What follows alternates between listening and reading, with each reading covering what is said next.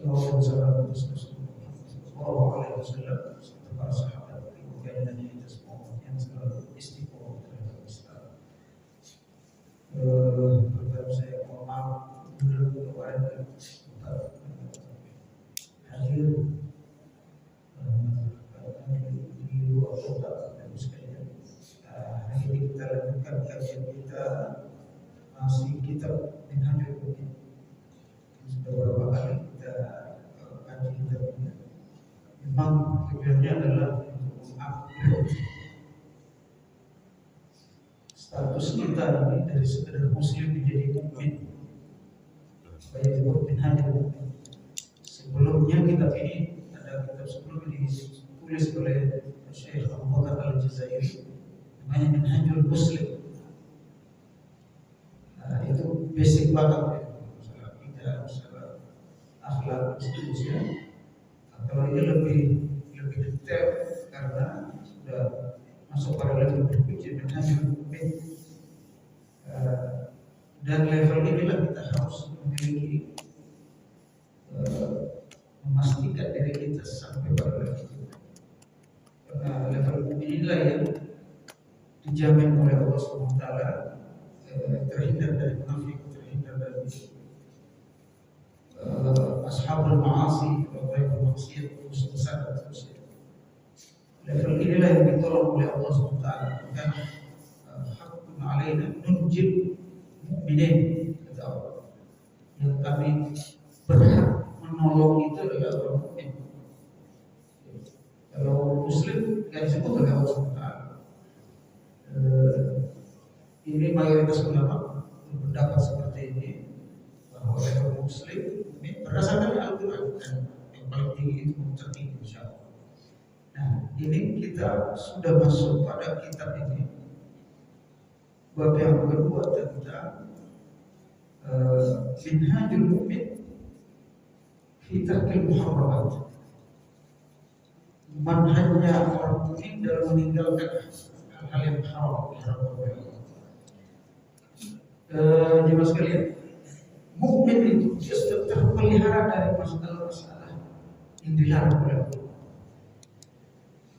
Kemarin fenomena kemusyrikan sebetulnya sudah dijelaskan.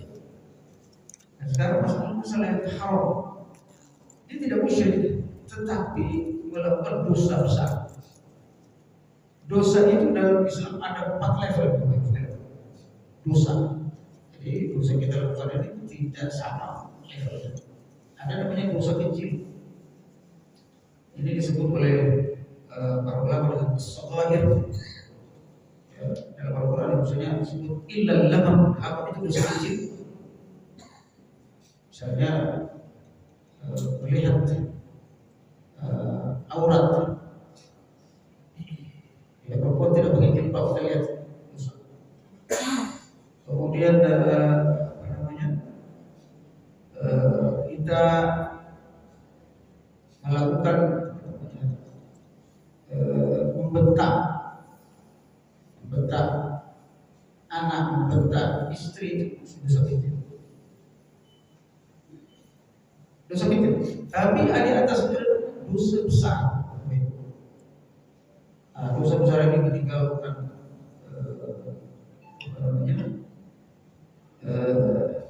tidak melakukan telat sholat, ujung sholat kalau dia mau sholat. Kemudian memakan yang syubhat, itu susah, tidak jelas. Nanti kita akan jelaskan. Lalu yang ketiga namanya al-akbarul kabair, dosa besar paling besar. Jadi di atasnya dosa besar, akbarul kabair, dosa besar paling besar. Lalu di atasnya itu misalnya kufur. Kalau kufur ini sudah berbahaya. Dia harus bersyahadat ulang atau syirik, dia bersyahadat ulang. Dosanya tidak diterima, taubatnya tidak diterima. Kalau yang diterima taubat itu as-saghair, al-kabair dan akbarul kabair. Dosa besar paling besar masih diterima taubat. beliau ke depan, gitu. Seperti ini juga harus kita ketahui Bapak sekalian, sehingga kita orang mukmin ini bisa mengukur dosa apa. Ya, sekarang kita masuk kepada 75 dosa besar. Dosa besar itu ada 75 Bapak sekalian. Ada yang menulis 70. Kalau Imam Fakhrul Razi itu menulis 70. Kalau ini 75. Apa itu? Yang pertama adalah sebelum saya jelaskan 75. Bagaimana taubatnya dosa besar? Jadi diterima taubat tadi adalah syirik kufur. Karena kata Allah tidak diterima, semua diterima taubatnya kecuali melakukan kemusyrikan pada Allah Taala, kekufuran. Dia harus syahadat ulang, masuk Islam total, baru kemudian dia bertaubat. Nah, kalau dosa besar, kalau dosa kecil itu bisa diampuni oleh Allah dengan sholat yang waktu bisa terampuni dosa.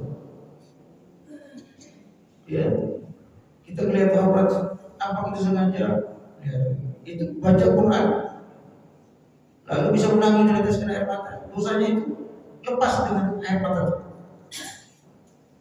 Tapi kalau dosa besar, nggak bisa dihapus dengan ibadah. Nggak bisa. Yang dihapus oleh ibadah itu hanya dosa kecil. Dosa besar harus taubatan nasuha. Harus taubatan nasuha. Allah berfirman, ya alladzina amanu tubu ilallahi taubatan nasuha. Orang beriman bertaubat kepada Allah, taubatan nasuha. Ada 3 syarat taubatan nasuha. Diterimanya taubat itu ada 3 syarat. Kriterianya ada 3. Yang pertama, an-nadam, menyesal melakukan dosa itu. Yang kedua, al-azam, bertekad untuk tidak melakukan dosa itu. Jadi nggak boleh kembali lagi ke dosa itu, dosa yang sama. Dan yang ketiga itu mengembalikan hak. Misalnya kalau dia membunuh, dia harus meminta maaf kepada keluarga yang dibunuh. Dosa besar, dosa paling besar. Kalau dia makan riba, dosa besar, dia harus kembalikan, berhenti dari makan riba.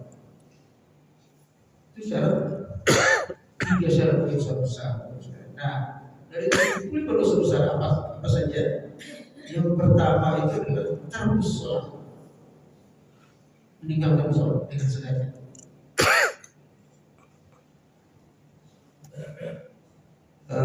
Meninggalkan sholat dengan sengaja, hukumnya ada 2 Bapak. Ada 2 pendapat. Kalau dalam mazhab Syafi'i dia dosa besar, mazhab Hanafi dia dosa besar, mazhab Maliki dosa besar. Kalau mazhab Hambali kufur, jadi dia langsung lompat ke 4. Meninggalkan sholat dengan sengaja kufur. Kenapa? Karena mazhab Hambali itu berdasarkan hadis. Berdasarkan hadis. Banyak sekali hadisnya.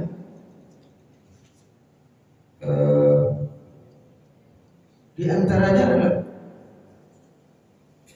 al-ahdu allati bainana wa bainahum as-salat faman tarakaha faqad kafar. Ini hadis dari Ahmad dan Tirmidzi. Perbedaan kita dengan orang kafir adalah masalah sholat, mengerjakan sholat. Jadi kalau siapa meninggalkan sholat, tidak ada perbedaan dengan orang kafir. Menurut hadis ini, dia sudah Ahmad dan Tirmidzi, An-Nasai. Tapi ini belum ditahrir apakah sahih atau dhaif. Hadis yang ketiga, ada hadis sahih riwayat Bukhari, riwayat Muslim. Rasulullah SAW bersabda, "Bainal abdi wa bainasy syirki tarkus shalah."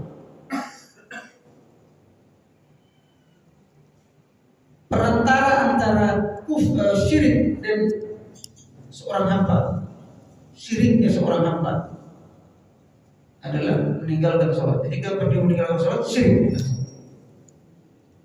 Hadis riwayat Muslim.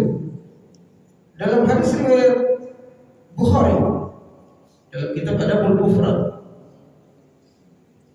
Nabi bersabda, "Man taraka as-salata muta'ammidan faqad buri'a bin zimmatuhu."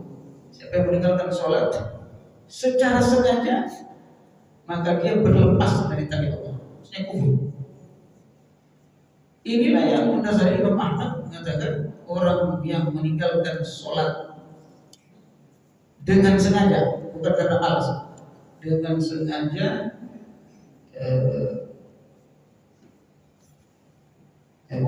dengan sengaja baik malas atau sibuk dan seterusnya, maka dia telah kufur.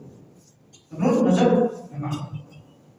Tapi menurut jumhur Syafi'i, Maliki, Hanafi tidak kufur, tetapi dosa besar. Makanya di kitab ini pakai mazhab jumhur, dosa besar. Kecuali kalau dia meninggalkan sholat karena tidak yakin sholat itu wajib, kufur. Perbedaannya di situ. Kapan dia kufur? Sepakat ulama, orang meninggalkan sholat kufur kalau dia menganggap sholat itu gak wajib. Kalau sholat zuhur gak wajib, kalau sholat Jumat, kalau kita sholat Idul Adha, Idul Fitri saja, sholat 5 waktu itu gak wajib, kufur. Hari itu dia kufur. Harus bersyahadat pula masuk Islam kalau dia mau Islam. Jadi Indonesia ini berbahaya sekali. Banyak orang di Indonesia ini meninggalkan sholat dengan sengaja. Itu salah satu di antaranya kenapa Allah tidak memenangkan umat ini.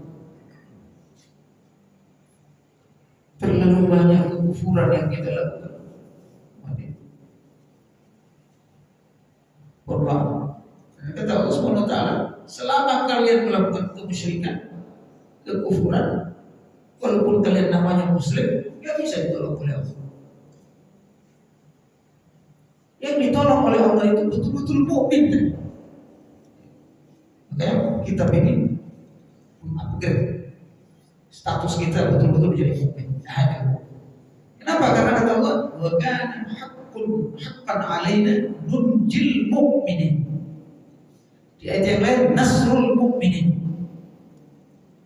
Yang kami tolong itu mukmin. Kita konteks kekinian itu, kita lihat di Gaza. Bayangkan di Gaza itu penduduknya 1,5 juta. Pejuangnya itu hanya 36.000 tentaranya, melawan kurang lebih 1 juta tentara Israel.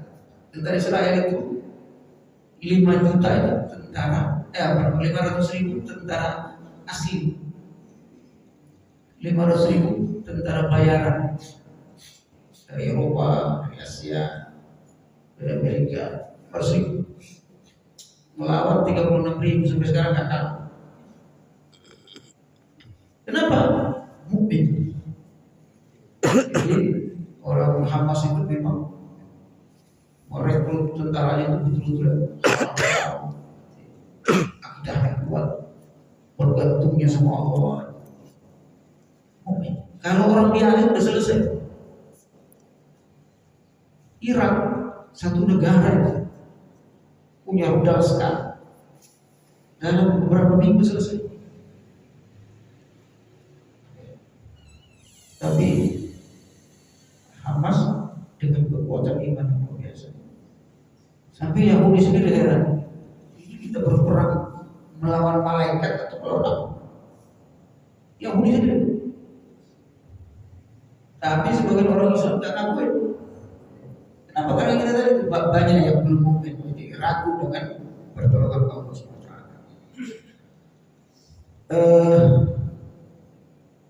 Dalil tentang dosa besar meninggalkan sholat ini, nah, kalau dia malas karena malas saja, karena sibuk luar biasa, lalu dia tidak sholat, nah itu dosa besar. Resiko dosa besar Bapak Ibu sekalian, kalau dia meninggal hari itu tidak bertobat masuk neraka. Itu ijma ulama. Meninggal hari itu tidak bertobat masuk neraka. Tapi dalam mazhab Khawarij ada Khawarij. Kalau Khawarij, kapan dia berdosa dosa besar? Pada hari itu dia kufur. Khawarij.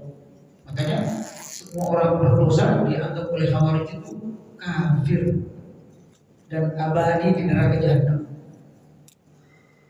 Ekstrim itu Khawarij. Kita harus sudah dosa besar. Kalau dia tidak bertobat, kembali dia menjadi mukmin. Ya. Kalau dia tidak bertobat, dosa besar. Dia masuk neraka. Kalau tidak bertobat masuk neraka. Masuk nerakanya tidak selama-lamanya, tetapi dicuci dulu dilakukan kemudian masukkan ke dalam surga sesuai dengan dosa yang dilakukan. Itu akidah ahli sunnah wal jamaah. Ayatnya banyak sekali Bapak sekalian mengancam orang yang tidak sholat. Di antaranya misalnya surat Al-Mudaththir, ya, asalakakum fi saqar qalu lam nakum minal musallin. Kenapa kalian masuk neraka saqar? Di antara jenis neraka saqar. Kenapa? Mereka berkata karena kami tidak sholat.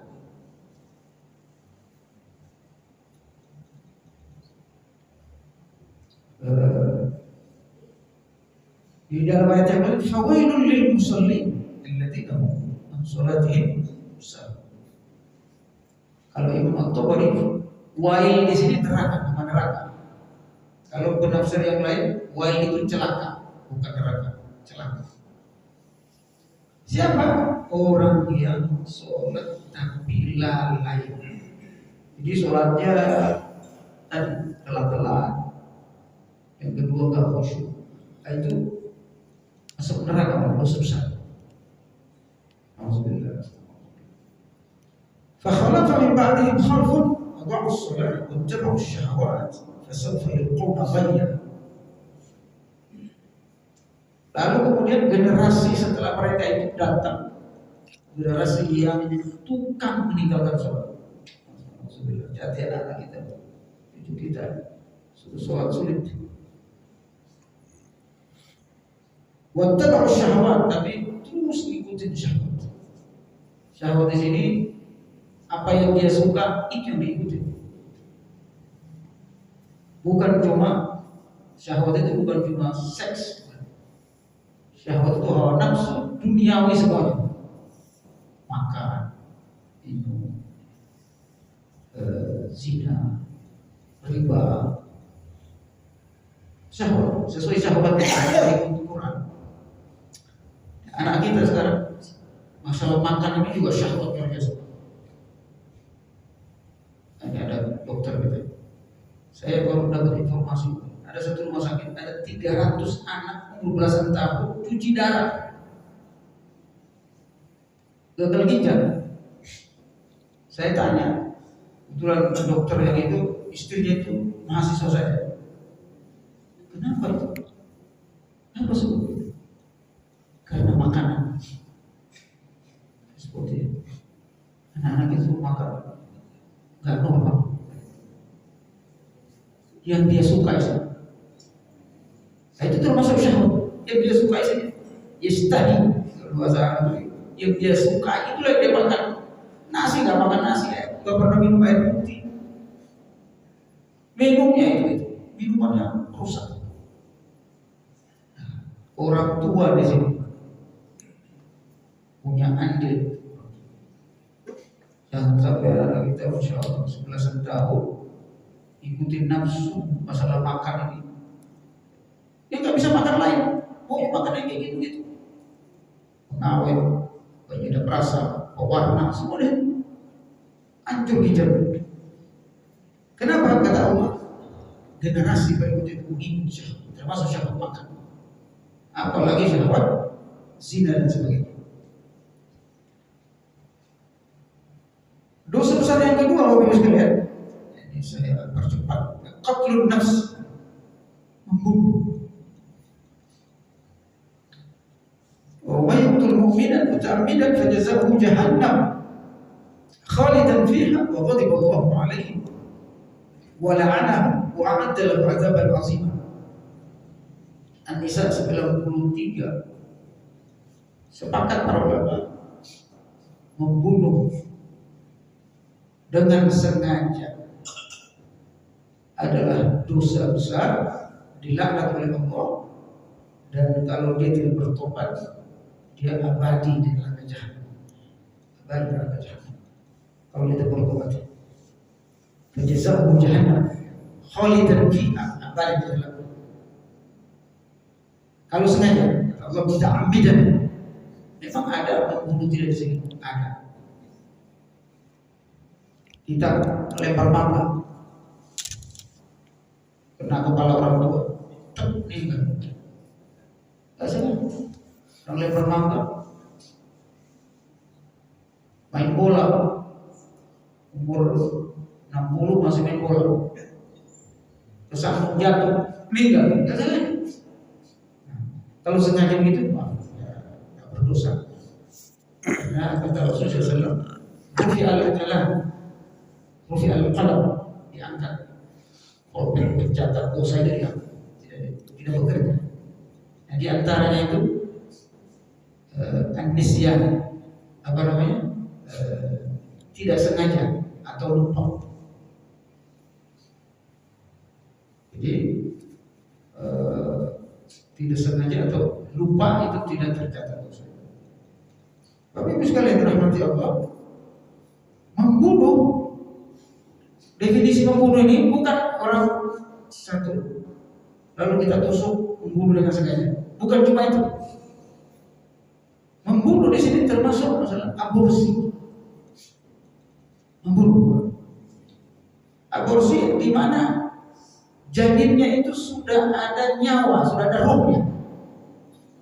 Para ulama mengatakan membunuh janin yang sudah ada rohnya bagian dari membunuh, termasuk membunuh.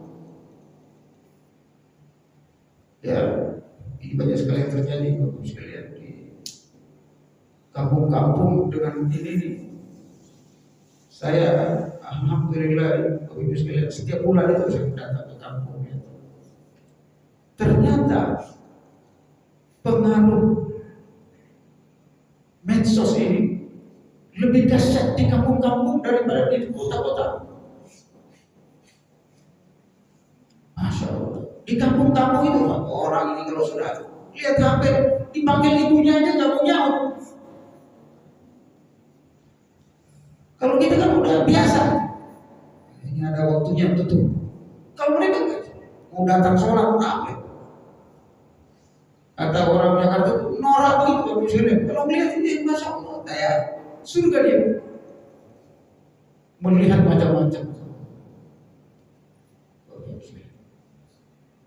Begitu juga, ini kan kalau sudah medsos, peradaban barat, budaya barat masuk semua.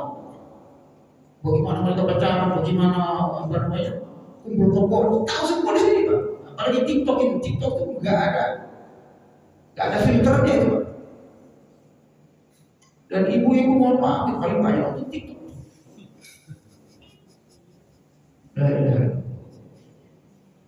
Apa yang terjadi? Anak SMP di daerah-daerah, SMA daerah itu udah hamil. Pergaulan bebasnya dari sini. Hamil. Ketika hamil, kan belum waktunya menikah, gugurin. Udah berzina, membunuh pula. Jadi Bapak Ibu sekalian, gimana kita masyarakat kita tidak rusak? Makanya ini kita institusi keluarga yang diperkuat. Orang tua itu harus tega menegur anak. Ibu itu harus tega. Jadi kita anak muda ini yang belum nikah, kalau bisa cari istri yang tegas. Kenapa? Nanti kita bekerja, istri yang memelihara anak di rumah. Kalau dia nggak tegas, habis.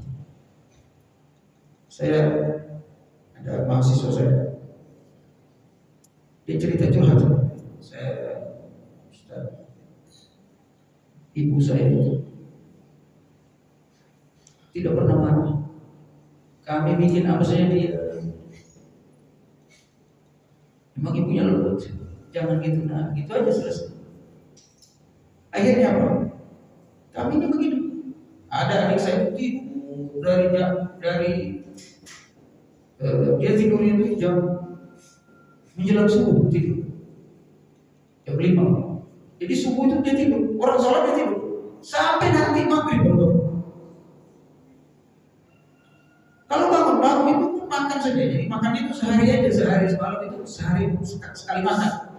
Bukan karena puasa, karena tidur.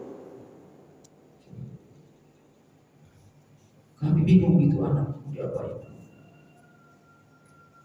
Badannya pada sakit, tidur. Bukan waktu tidur dia. Aku sebenarnya Bapak Ibu sekalian. Apa karena bukannya dia kalau malam itu jadi siang jadi kalau malam dia nonton HP, siang tidur. Jadi Bapak Ibu sekalian dirahmati Allah, hati-hati kalau keluarga lemah, istri lemah. Kalau kita suami sibuk nggak mau tahu, itu urusan mama. Aborsi bagian dari hubungan. Kapan dibolehkan menggugurkan? Sebelum usia 40 hari boleh.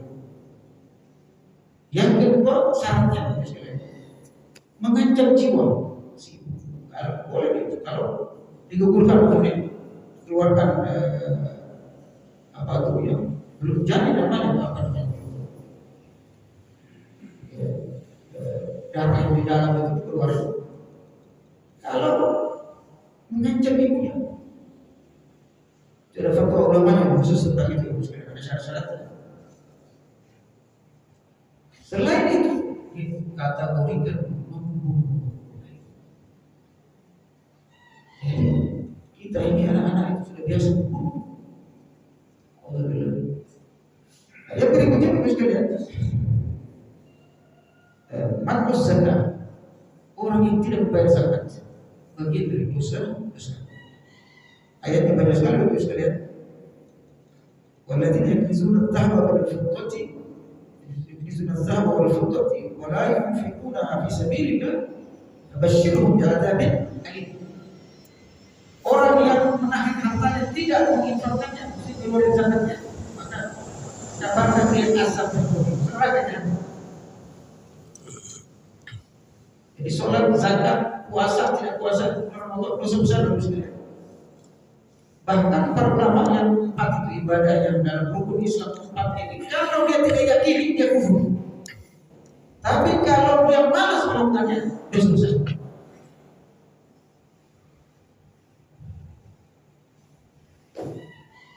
Ada satu hadis baik Bukhari Muslim sahih hadis. Rasulullah SAW didatangi oleh seorang Badui. Badui ini berarti orang kampung ya di zaman kita.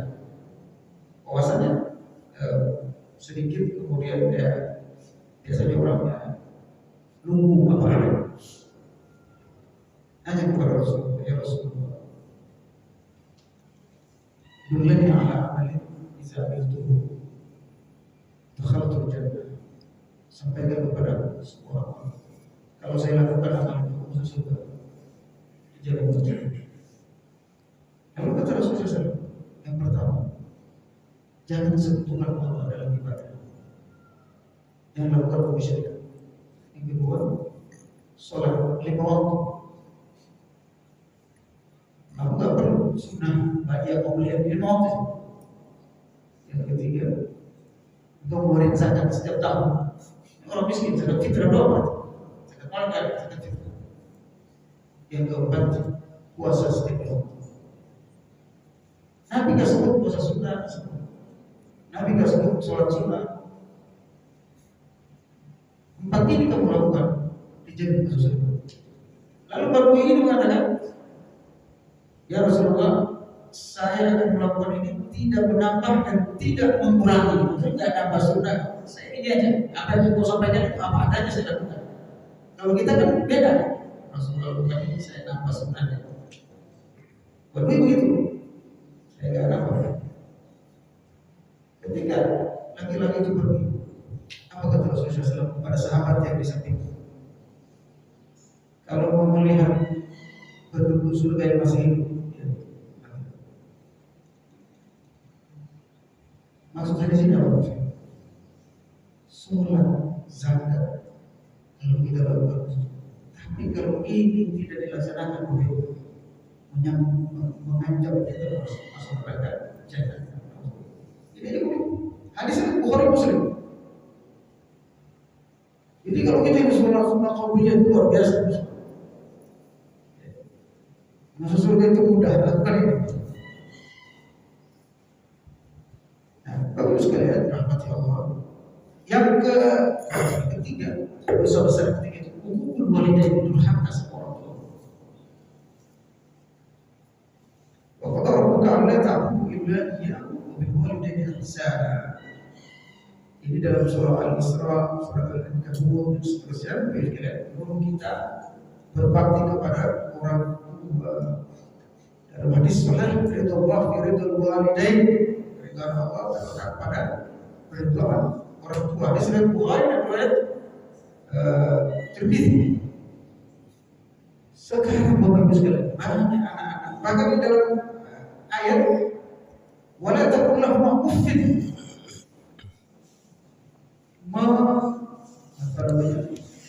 membentak orang tua masuk kategori durhaka. Bahkan di dalam hadis, durhaka sama orang tua itu bukan cuma al-kabair, tapi akbarul kabair, dosa besar paling besar, sejajar dengan kemusyrikan. Dosa besar paling besar, durhaka sama orang tua. Anak-anak kita, Bapak Ibu sekalian, kalau sudah durhaka sama kita, jadi kita orang tua, durhaka sama orang tua ini bukan cuma sama ibunya, sama ayahnya juga. Kadang anak-anak ya sama ibu aja, sumpahnya sama ibu, orang ayahnya enggak. Dua-duanya, makanya walidain, mobil walidain, kedua orang tua banyak berbuat. Kalau dia sudah durhaka, Bapak Ibu sekalian, keberkahan hidupnya itu hilang. Anak itu kalau sudah durhaka, makanya anak kita itu hati kita sebagai orang tua. Kita kan bukan anak lagi. Kalau masih ada orang tua jadi, kalau nggak ada orang tua itu sudah orang tua. Hati-hati perasaan kita sama anak. Ada anak kita beda antara usia 6 anak kita ada yang sedikit beda. Karakternya. Hati-hati Bapak Ibu sekalian.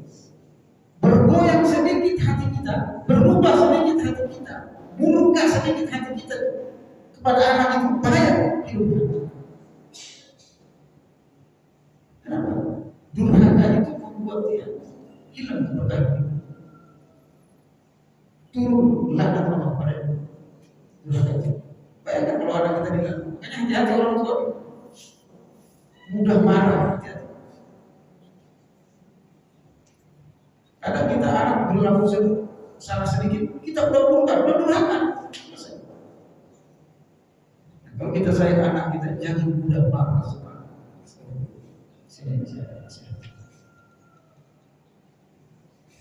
Ada anak-anak ibu sekalian, khususnya anak perempuan. Kalau kita marah, itu nyimpan di hati.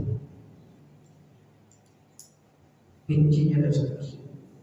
Anak perempuan itu memang makanya dalam beberapa hadis, kalau bisa lebih banyak disayangi daripada dimarah. Jadi kata Nabi, siapa yang punya anak 3 perempuan dijamin masuk surga. Dididik dengan baik anak perempuan 3, jamin masuk surga. Sahabat datangnya Rasul, saya cuma apakah saya dijamin juga? Ya, kamu dijamin juga. Ya, kalau saya lupa kadang mudah kita dapat sesuatu yang insyaallah. Amin. Amin. Tapi sekali jangan sampai anak kita durhaka. Kadang-kadang orang tua maka dia durhaka saya sekarang. Aku udah begitu. Justru kita takut anak kita itu durhaka sama kita. Sebagai orang tua. Ya. Kenapa? Ridho Allah fi ridho walidain. Di sini sahih bagus sekali. Ridho Allah tergantung ridho orang tua. Bayangkan kalau Allah gak ridho pada dia akan terjadi. Ya, rezekinya akan bermasalah. Ya. Tidak dilindungi oleh Allah, tidak ditolong sama Allah. Doanya gak diterima. Bapak Ibu. Kasihan anaknya. Tapi dia nakal susah dikasih tahu. Inilah tugas kita sebagai tantangan kita sebagai orang tua itu. Yang kelima itu habis aklu riba. Besar ini makan riba. Nah ini kasus di Indonesia begitu. Dulu 70-an tahun 80-an tidak ada bank Islam. Maka ulama berfatwa boleh menggunakan bank konvensional. Boleh menggunakan bank konvensional karena tidak ada alternatif. Dengan adanya bank syariah tahun 90-an, kalau muamalah itu hasil perjuangan Majelis Ulama Indonesia, perjuangan umat Islam agar supaya kita punya bank Islam, sehingga kita nyaman ketika naruh uang, nyaman berinvestasi uang. Maka baru saja existensial. Ini hasil konsensus ulama Indonesia.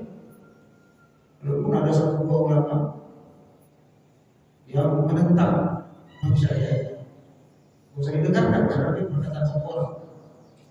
Yang kita ikuti itu ijma, konsensus ulama Indonesia.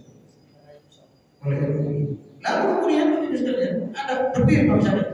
Ketika berdiri bank syariah,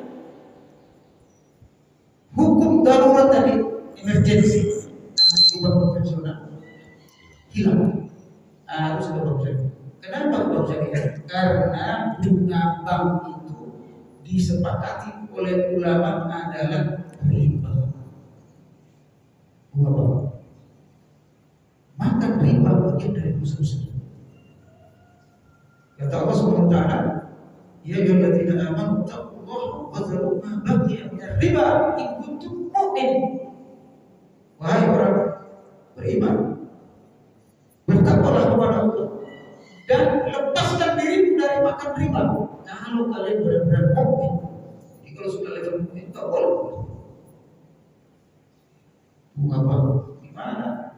Lalu ada bertanya kepada saya, jelasin ini. Gimana kita memang nyimpan duit di bank kalau? Nah ini bank konvensional itu bisnisnya tidak semua produknya riba. Ada beberapa produk bank konvensional boleh dipakai, misalnya transfer uang. Selama kalau transfer uang itu kan nggak ada biaya administrasi saja, bukan bunga. Bunga itu adalah berdasarkan waktu sebulan 2 bulan. Riba itu ada dua macam Bapak sekalian. Riba pertukaran ini saya tukar dengan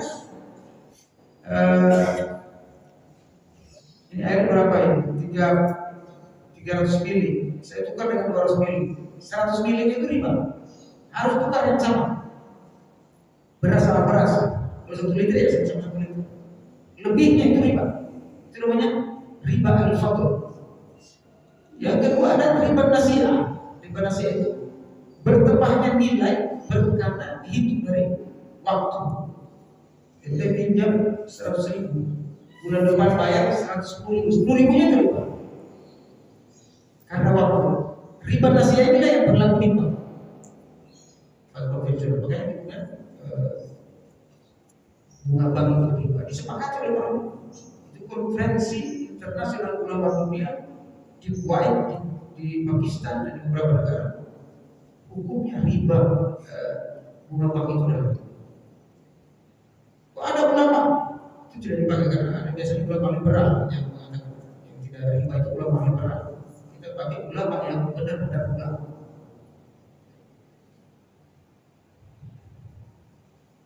Rasulullah SAW bersabda, "Ijtani usabal mubiqat." Jauhi 7 yang membinasakan. Pertama syirku billah, syirik. Yang kedua sihir. Yang ketiga qatlun nafs, membunuh jiwa yang diharamkan oleh Allah. Yang keempat akil riba, makan riba. Wa akil mal yatim, orang yang makan harta anak yatim. Baik, sambil menunggu syuruk 5 atau 10 menit itu sekalian. Hukum riba ini dahsyatnya luar biasa seperti ini Muhammad. Kenapa? Yang mencatat sama maksudnya, yang jadi saksi sama maksudnya, yang meminjam sama maksudnya, yang meminjamkan ribanya itu juga sama maksudnya. Ada 5 pihak terlibat, ini sama hukumnya memakan riba dosa besar. Allah bisawab. Semoga ini bisa kita hindari sebesar. Baru 5, 70 Kenapa kita pelajari ini agar supaya kita tidak terhindar? Kenapa? Supaya kita terhindar dan tidak masuk dosa-dosa besar tanpa kita ketahui, tanpa kita sadar. Ada yang ditanyakan? Satu, dua, silakan. Saat ada jamaah, bukan di sini, dia sekali melaksanakan sholat wajib berjamaah, terus kemudian dia melakukan sholat kembali, dia melakukan sholat kembali. Saya di subuh, dia melakukan sholat 2 rakaat lagi untuk sholat subuh asar seperti maghrib. Saya tanya kenapa alasannya, nanti termasuk yang kita sampaikan bahwa dia ingin bertobat, untuk menebus kelalaiannya dia, menebus kesengajaan dia tidak melaksanakan sholat. Bagaimana hukumnya?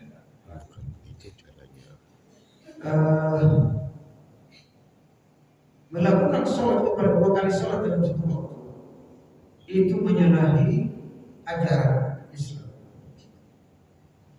Sholatnya batal. Sholat yang kedua tidak ada sholat 2 kali dalam satu waktu. Itu disepakati oleh para ulama. Kecuali dia qadha sholat, kecuali mengqadha. Misalnya dia sholat subuh, lalu setelah sholat subuh tidak ada sholat, dia sholat 2 rakaat, mengqadha sholat qabliyah, dia sholat 2 rakaat lagi. Tapi alhamdulillah bapak tanyakan kenapa, ternyata dia untuk membayar sholat yang ditinggalkan. Sholat yang ditinggalkan tidak bisa dibayar, apalagi setelah 2 tahun. Yang ada yang di dalam Islam adalah qadha saja. Misalnya zuhur kemarin saya belum sholat, sholat sekarang. Ada 2 pendapat, lakukan sholat zuhur itu di waktu zuhur yang ditinggal sehari 2 hari yang lalu. Lalu kemudian ada pendapat yang lain, kapan saja dia ingat itu kok berbeda untuk membayar sholat yang ditinggalkan beberapa tahun. Lalu bagaimana mau membayar sholat yang sudah ditinggal? Kita baru sadar sekarang 20 tahun tak sholat. Islam tidak menjelaskan bagi sekalian, tidak mewajibkan membayar sholat itu. Yang diwajibkan adalah bertaubat, taubat terus. Taubat aja. Karena kalau mau diganti, kapan kita selesai? Dan tidak ada, Nabi tidak pernah menjelaskan demikian Quran. Qadha itu ada dalam Al-Quran dan hadis. Ini yang disepakati oleh ulama. Makanya kita harus ada ilmu, Pak, itu penting. Kalau ngaji jangan orang yang ada sini. Mungkin bisa disampaikan. Dia bertobat, tobatan nasuha. Dan Allah kalau dia bertobat nasuha, terima kasih. Dihapus dosa-dosa yang kita lakukan. Karena mungkin dia tidak tahu, tidak sengaja, dia atau tidak wajib dan seterusnya. Kenapa? Karena Allah Subhanahu wa taala menghapus dosa yang telah lalu. Hapus dosa yang telah lalu. Sahabat Bapak Ibu sekalian, banyak yang mu'alaf. Ya, apakah di setelah dasar apa saja harus main? Selesai. Perbuatan yang lama ketika dia bertobat selesai bersih. Rasulullah SAW bersabda, "At-taibu minat dzambi kama dzambala." Orang yang bertobat dari dosa besar, dosa kecil, dia seperti orang yang tidak berdosa. Tobat. Dan mungkin dia balas, dia bayar utang. Di masyarakat Betawi juga muncul. Saya sering sholat di jenazah. Terus, Assalamualaikum. Keluarga dikasih amplop, ngasih beras. Saya tanya ini buat apa? Kayak gitu nanya juga deh. Ini beras apa? Habis sholat orang. Oh ini ngebayar sholat yang dia tinggalkan. Ya kan? Bayar sholat yang ditinggalkan. Saya bilang tidak ada sholat yang ditinggalkan, hanya ada progres. Ada dalilnya dhaif. Umat Islam luar biasa. Kita itu nggak nyusahin orang. Kalau mau sadar nggak nyusahin. Islam itu nggak mau nyusahin. Sadar tapi nyusahin bukan Islam.